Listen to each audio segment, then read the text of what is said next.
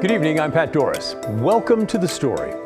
In his excellent series, Uncommitted, our Evan Watson showed us all why there are so many people on our streets in crisis. In the opinion of many experts he talked to, the bar to force someone to get help for their mental illness is just much too high.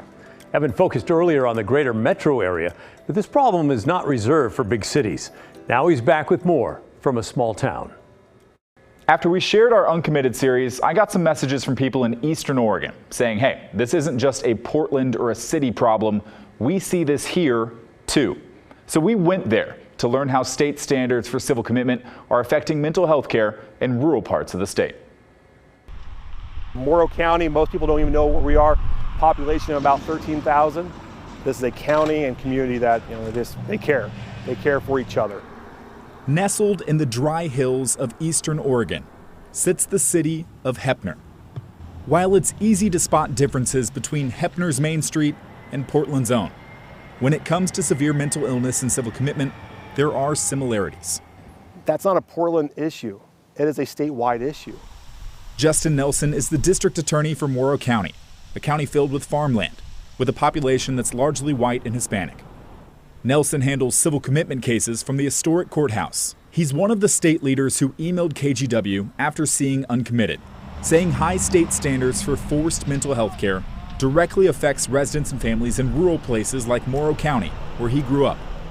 The person might decompensate so far that they get to the point where they don't think they have any problems. They're not the same person anymore that their family remembers. To compel mental health treatment in Oregon, evaluators must determine a person's mental illness is an imminent danger to themselves or others. Our series explained how very few people with severe mental illness meet that standard. Nelson and others say the bar is too high to help people who really need it. It's not enough to say, okay, there's railroad tracks right here.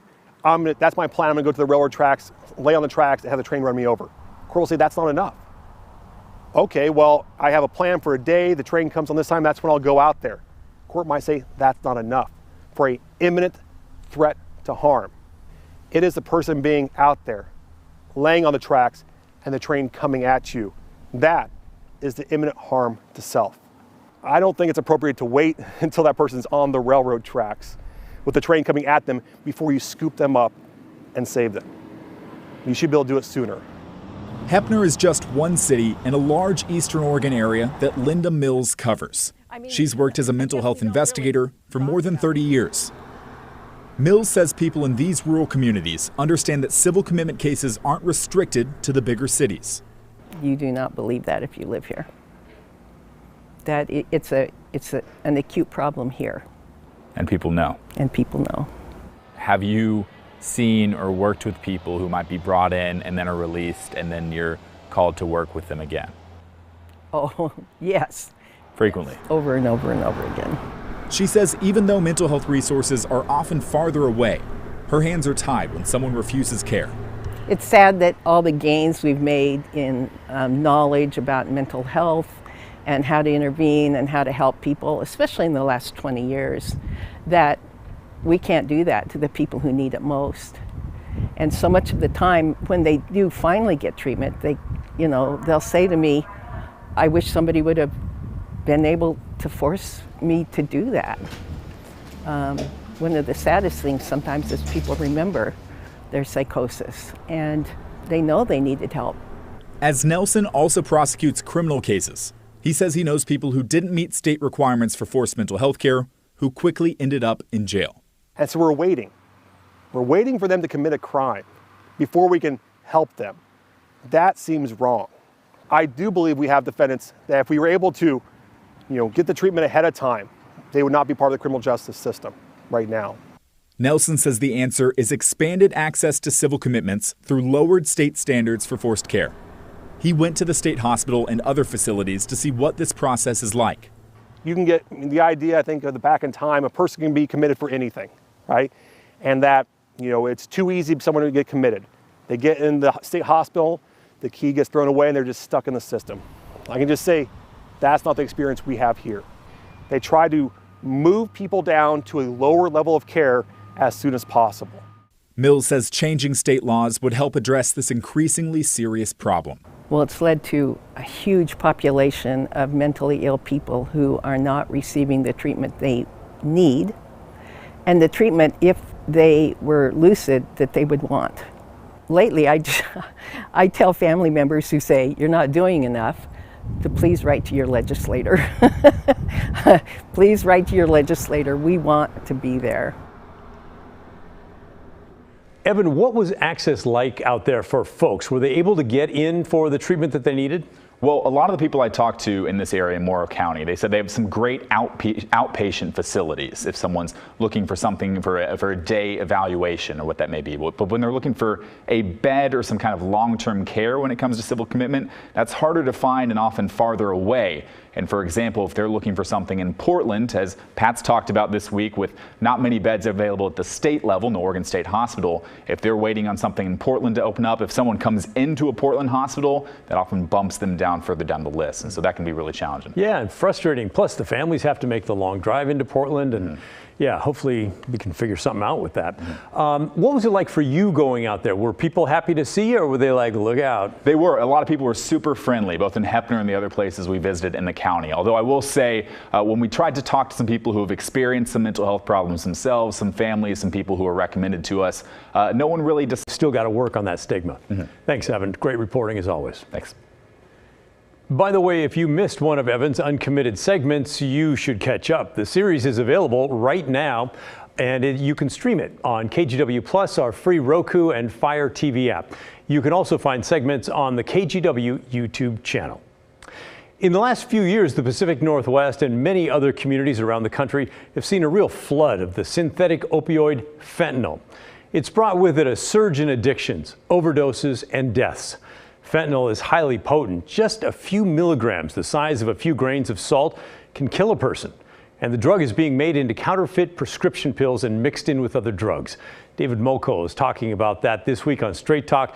And David, this conversation is coming none too soon. You know, it is more urgent than ever, Pat. We know of at least 3 high school students, at least in Portland alone this year, who died after they took counterfeit pills filled with fentanyl. The pills are called Blues or Skittles, that rainbow powder. I mean, as we're talking about it, it's probably changing, right? You never know what it's going to look like.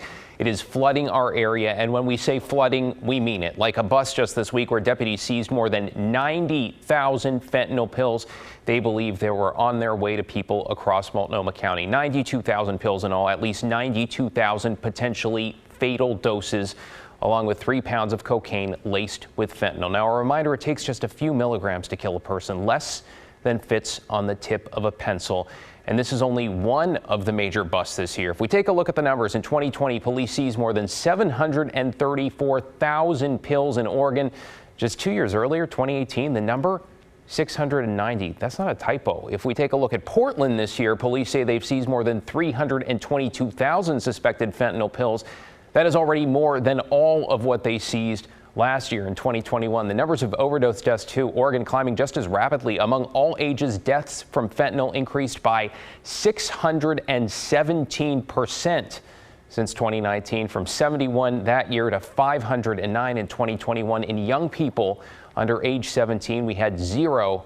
Last year, we had 12, and that is where we wanted to focus this week for a special edition of Straight Talk, the ways the flood of fentanyl is making its way into the hands of young people and what we as a broader community can do. So one of the panelists who joined me, Carrie Cohen, her 16-year-old son, Griffin Hoffman, was a sophomore and tennis star at Northeast Portland's McDaniel High. Griffin died in March when he was poisoned by a counterfeit prescription pill, one he took alone at night in his bedroom. Carrie says she was aware he had been experimenting with substances the way so many other teens do. We always had a very open conversation about it. I always had told him that he wouldn't be in trouble. I just wanted to have open discussions constantly. And you know, the thing about this one, so he had been experimenting with some stuff. I knew that, and he was open about it with us. He thought, you know, he was getting an oxy, which, you know, he might have like vomited all night and woken up the next day. So he didn't know he was getting poison because this wasn't as hugely a part of our dialogue yet. So So yeah, lots of conversation. I mean, at this point, I had said to him, you know, don't ever take anything you don't know what it is, but he thought he knew what that was. And we are so grateful to have Carrie as part of that conversation. We're also hearing from law enforcement with the former head of the DEA here in Oregon, plus the federal prosecutor handling some of the biggest fentanyl cases in the state, including the one involving the alleged drug trafficker responsible for Griffin's death. Now, they talk about the scale and how fentanyl is finding its way through. 5 years ago, it was heroin. 7 years ago, it was methamphetamine. Yeah. It's planes, trains, automobiles. It's backpacks. It's mail. It's tractor trailers. It's you name it. Somebody's trying it, and somebody's being successful in getting this poison from Mexico into the communities in Oregon and Idaho. Where are we kind of on the spectrum of, I mean, the exponential rise in seizures, also deaths, young people dying from this? Where are we kind of, in your view, in this fentanyl fight? I'm optimistic. I think we're getting the education, we're getting the conversations out there. I don't think there's going to be a slowdown until demand starts to recede a little bit, but there's certainly a lot of efforts going on a daily basis. Win, lose, I don't know, but it's not from a lack of effort. It's not from a lack of working together, trying to have the most impact we can have in our community. Cam's got 30 years with the DEA there. Okay, that's a glimpse of the challenge we all face, but we wanted to talk about solutions too. All four of our panelists agreed the best thing we can do to stop young people from dying is to talk to them about the danger. Arm them with facts, they say, not judgment. Here is Dr. Anna Hildy, a child psychiatrist who specializes in substance abuse. Teenagers are developmentally, they are supposed to be experimenting. They're supposed to be much more focused on their peers. Family isn't as important, and so they can tend to be a little right? We think about them as being rebellious or like not listening. So I think when you have a more dogmatic approach, like don't ever do this, you shouldn't be doing this, that's not good. That's generally not very helpful. What I find is that usually youth will just kind of dig in and be like, well, I'm going to go do it anyway. And so I think having that, I think every parent should be sitting down and being like, hey, I heard about fentanyl. I heard about these pills. Let's talk about it. Have you ever seen this? Any of your friends doing this? This is what I know about it. What do you know about it? Let's come together, right? Let's share our knowledge. And so I think at least bringing it up and beginning to have that conversation. And you know what? It's a raw and real conversation tonight on a special edition of Straight Talk, Stopping the Flood of Fentanyl, tonight on KGW at 7. You can also watch the extended version that is up right now on KGW.com or our KGW YouTube channel. One we will hope you will share with friends, families, and loved ones and help us save as many lives as we can. Nearly 24 people charged with crimes will soon be released early from the Oregon State Hospital, all because of a federal court order, and dozens more will likely follow, meant to go back to the counties where they were charged. So what can be done to fix the system? We have some of your ideas when the story returns.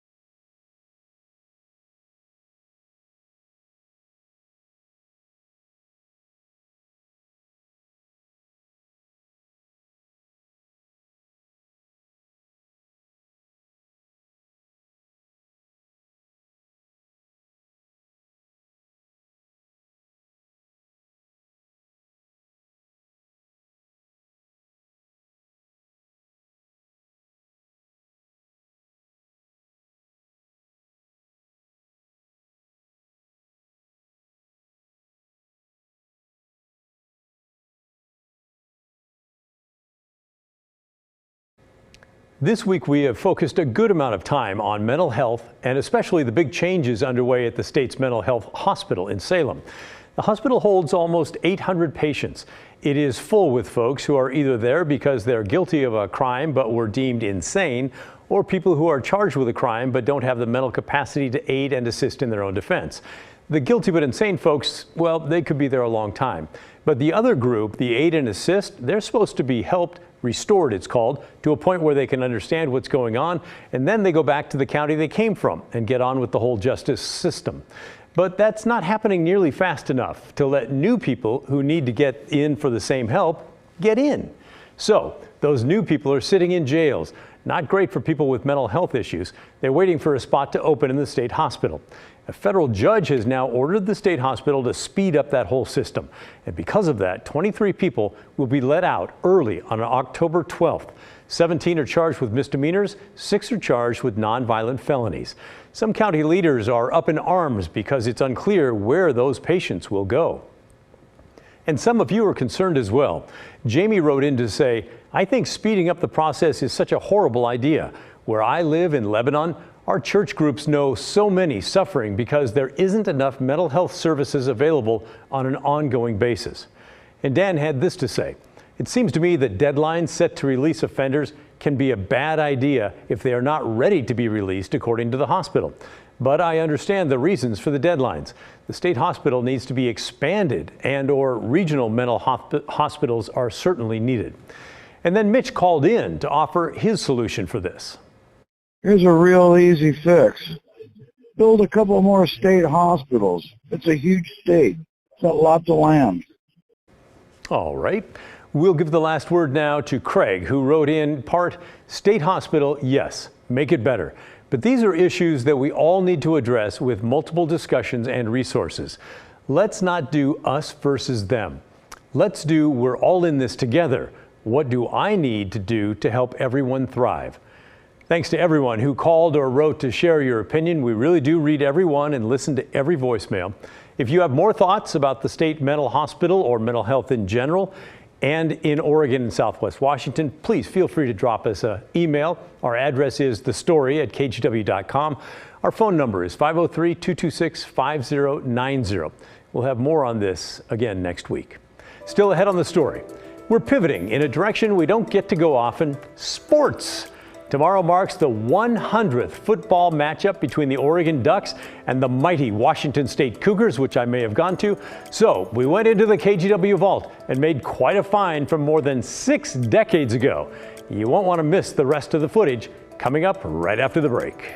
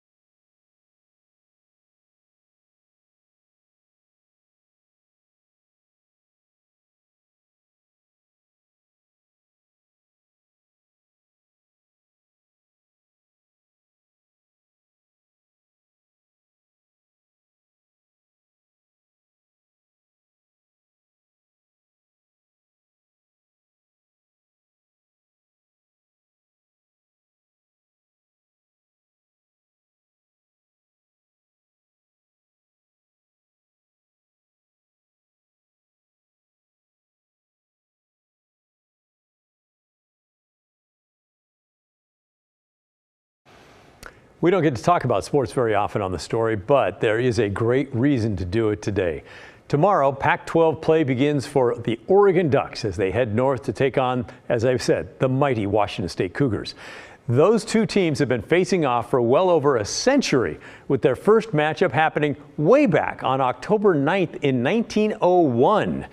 The Cougs, I'm proud to say, won 16-0 that day. But the Ducks hold the series lead with a 50-42-7 record ever since, meaning tomorrow's game is the 100th matchup between the two teams. KGW has covered their games for decades, and that's why we're excited to take you into the vault for a look at the Ducks-Cougs game from 65 years ago on October 19th, 1957.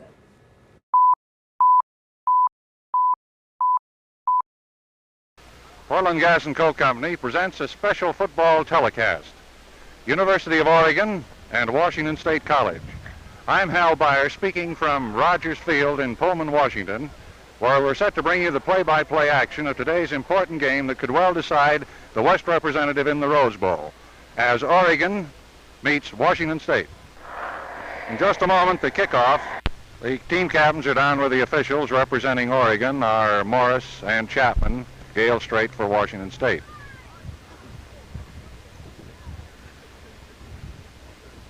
Oregon wins the toss. They will receive. Washington State will kick off. They will defend the goal to our left, which is the West goal, and kick. Eddie Stevens kicking off for Washington State. Deep men for Oregon will be Morris and Shanley.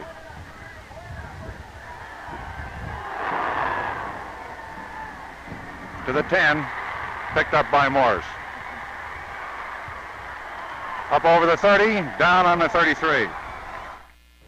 Well, this was a close game and a fairly low-scoring affair, but instead of giving away the ending, we'll send it back in time to Hal Byers for his call on the final play of the game, plus some post-game analysis. 20 seconds remain. Oregon leading 14-13. Before 20,000 homecoming fans at Rogers Field in Pullman, Washington. 10 seconds, Oregon running out the clock. 5. Into the line. There's the gun with the final score. Oregon 14, Washington State 13.